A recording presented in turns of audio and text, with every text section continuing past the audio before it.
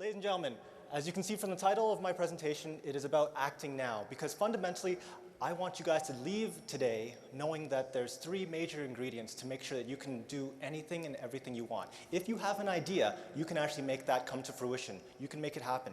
Because at the end of the day, you have all the information available to you. You have the ability to collaborate with tons and tons of people online to make that idea better. And on top of that, you have the ability to test, and you have the tools, the resources to test out your ideas.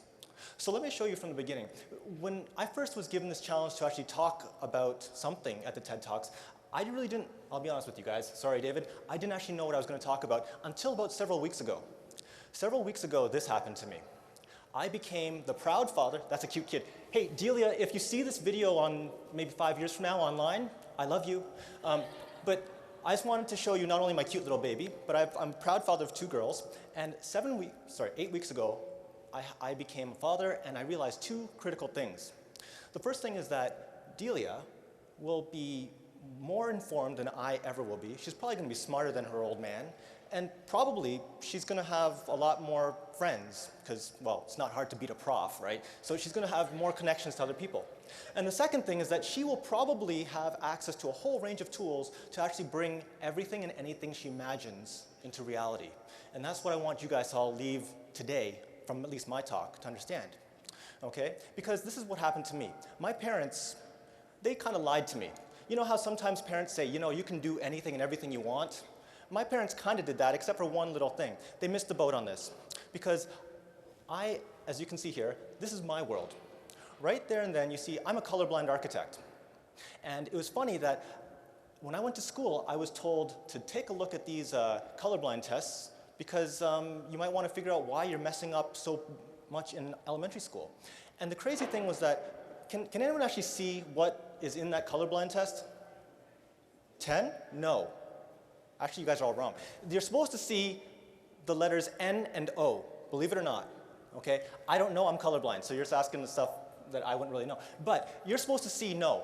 Unfortunately, I never saw that. And I want to make sure that you guys understand that you shouldn't see no either. Metaphorically, of course, right? Because at the end of the day, people will always say that you can't bring an idea to reality. But I want to tell you today that you can. Okay? And there's no reason why you should ever say, I can't do something. You should be able to act upon it. Because look, I was told as a kid that I could never pursue design. Maybe you should go into music, Vince, because you know what, you can't see color. So I never took art classes. I never took anything in high school or elementary school regarding art. Not bad for a guy that was told he couldn't do architecture, right? So that brings me to what architects actually do. Architects are those people that are able to take an idea and then collaborate with a whole range of different people. We got engineers, we got clients, we got a whole bunch of people that can actually help us develop a better design such that we can actually bring things to reality. So there's no point in your current time to say that you can't do something. So let's put it this way. The first step is to make sure that you understand that there's tons and tons of information at your disposal, right? The second step is then, of course, to realize that you have the potential to collaborate with everyone.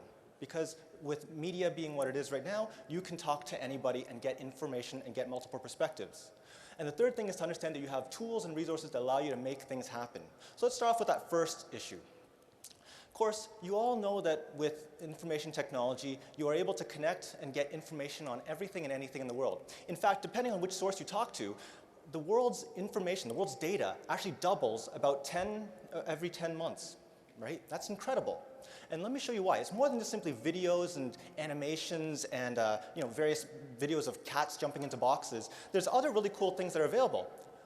See, this is a little sample of what my daughter made, my 9-year-old daughter. She made me a nice little fish for my birthday. And of course, it broke, and she was in tears, and she said, Daddy, I want to make sure you can keep this for a longer time. And I said, sure.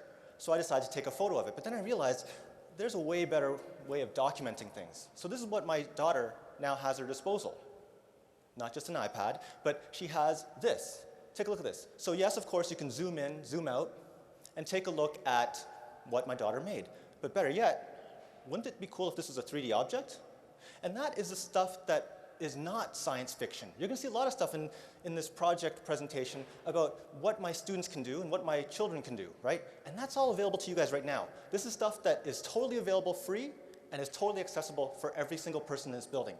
Okay, so let's take a look at that one step further. You guys have that ability to not only take information, but also recreate it, make it tangible. Everything from CNC routing, laser cutters, 3D printers, you have that ability to go beyond the virtual and actually make things, take that action to bring things into reality. So let me take that one step further. Let me show you a sample of a couple of things my students have done. Right? Because you guys now have this ability to process a lot of information. So once you've got all this information from the online sources and what have you, you're also able to take the high level of computational power to do literally billions and billions of calculations in a fraction of a second to actually produce something.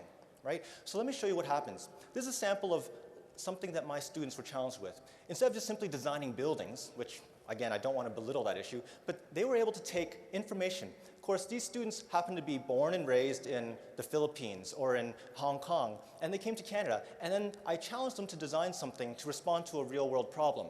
So, of course, they didn't know anything about the situation with landmines and with the need for prosthetic limbs, but you know what? They actually did some research. They went online and were able to get tons and tons of information, not only on the situation that precipitated this need, but also on the components that could actually help them, allow them to alleviate this problem. So you can see they were able to gather tons and tons of stats, and what you can see right here isn't simply an IKEA diagram of how to make a prosthetic limb, but this is something that they designed. Better yet, they were able to also use the computational power to actually showcase how it would be used, right? And this is all photoshopped, right? Of course, we have all this ability to actually generate this stuff. These ideas can become visually communicated, but better yet, why don't we actually just print it out and actually have a real prototype? And this is the stuff that's available to everyone pretty much around the world. In fact, if you go online, you'll find that a lot of people can actually buy 3D printers for relatively little, right? And as you can see here, this is a sample of what can be produced. Let's take it one step further. Of course, when my students started producing things with 3D printers, a lot of other people that they were connected to said, hey, that's pretty cool. Can I get some stuff made? And a couple of my students actually decided to take it upon themselves to analyze the market and use that online tool to actually say, look, I got these really cool pieces. I can make customized 3D printed jewelry. And of course, they were able to successfully make an entire business out of it. So I highly recommend that you guys take this initiative and actually, as you can see from here, act. And that brings me to my second issue. Beyond getting that information and beyond getting that ability to process material, you also have the ability to collaborate with other people, right? Because unlike any other period in this world, in history, you guys are able to connect with other people in the world and connect with multiple resources to make your ideas come to reality. Because learning a whole bunch of things with one perspective is dangerous, right? So it's really good and imperative that you guys get more insight on your projects. So as you can see here, this is a design that my students generated in collaboration with people interested in urban agriculture, and as you can see, it was a hydroponic-based system. But this would only be possible if they were able to collaborate with not only designers, but also with academics that knew things about urban agriculture, that knew things about engineering, that knew things about, say, the chemical composition of hydroponic systems, right? Because that's beyond the knowledge base of what architects actually have to cover. So as you can see here, they were able to work with others to actually get some insights on the proper plants that would be required. They would also have to get some insights on the proper structural issues, and they were able to work with various parties to actually prototype and go from the drawing to actual reality. So this is a virtual condition, and that's the real thing. And it's more than just simply representing really cool ideas.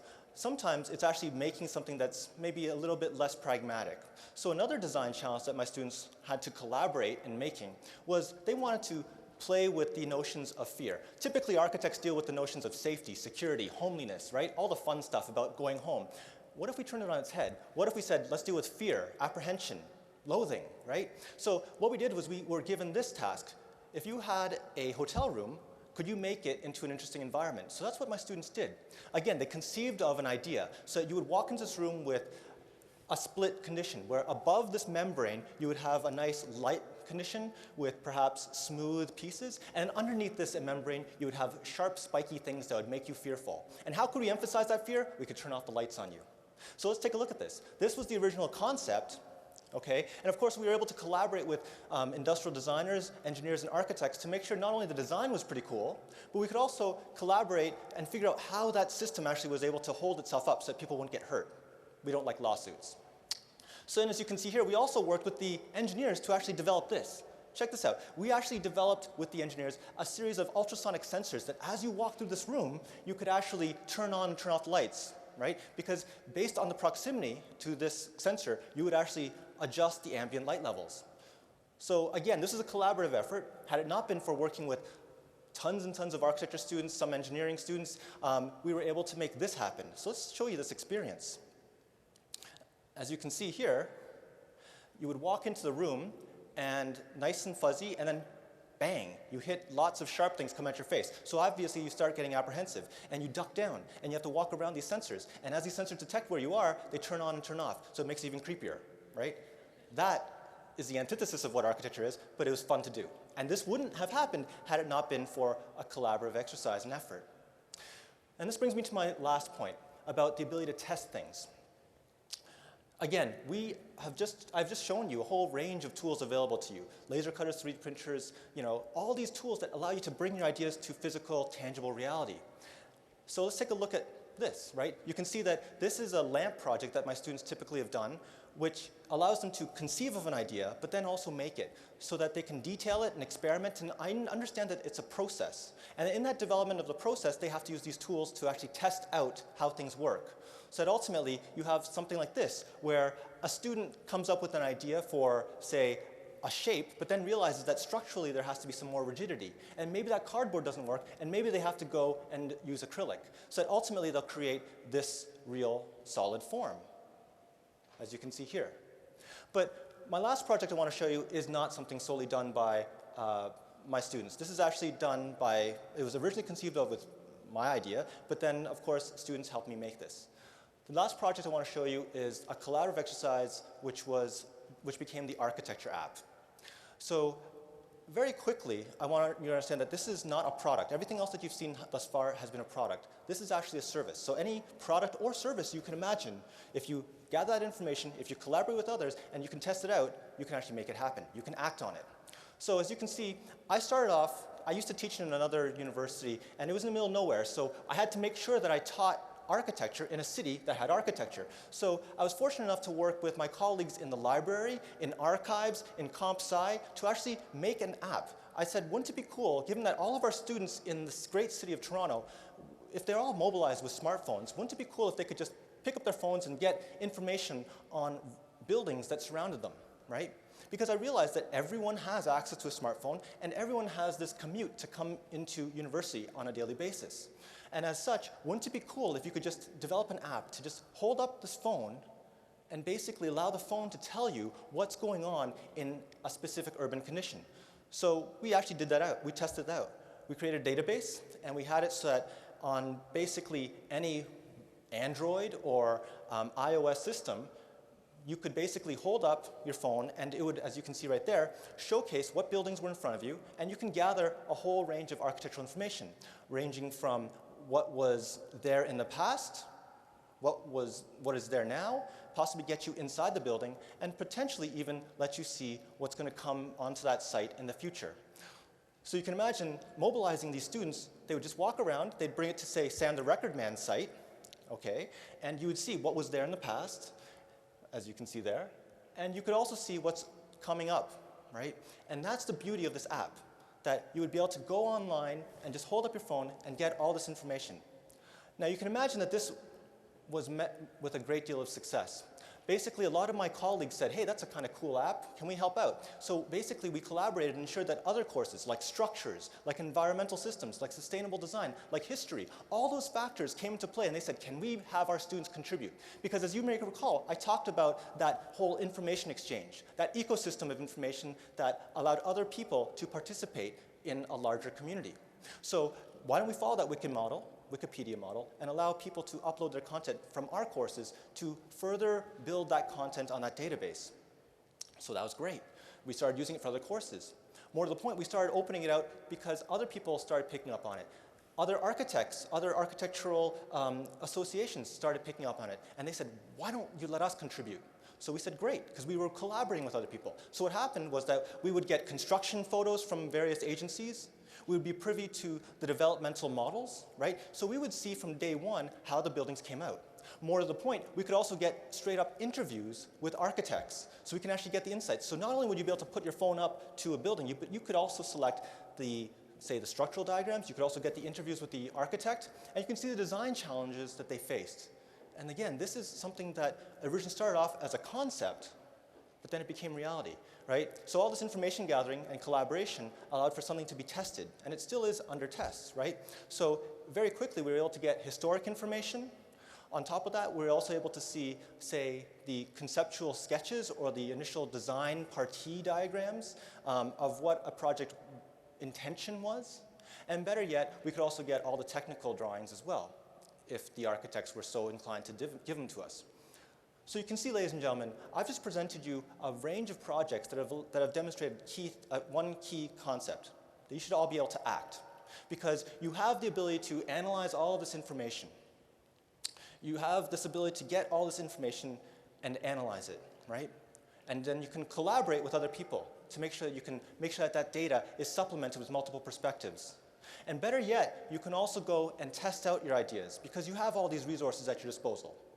Whether you're in university, whether you're in school, whether you're out of university, I want to be clear that you guys have all these resources at your disposal. Because what I want to make sure is that you guys understand that you should never see that no.